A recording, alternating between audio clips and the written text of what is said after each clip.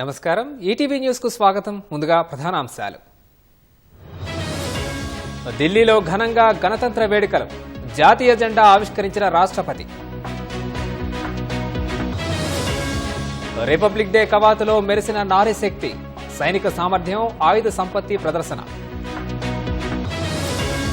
ఉత్తరాఖండ్లో ఉమ్మడి పౌరస్మృతి, రేపటి నుంచి అమలుకు రంగం సిద్ధం. ఆమ్ ఆద్మీది ప్రజాపక్షమన్న కేజ్రీవాల్, సంపన్నులకే బీజేపీ మేలు చేస్తుందని విమర్శ. అక్రమ మార్గాల్లో ఆమ్ ఆద్మీ డబ్బు సంపాదన, 10 ఏళ్లలో ఆ పార్టీ చేసిందేమీ లేదన్న అమిత్ షా. ఇజ్రాయెల్కు విధ్వంసం సృష్టించే బాంబులు సరఫరా చేసేందుకు ట్రంప్ పచ్చజెండా. ఆస్ట్రేలియన్ ఓపెన్ విజేత యానిక్ సిన్నర్ వరుసగా 2వ ఏడాది టైటిల్ కైవసం.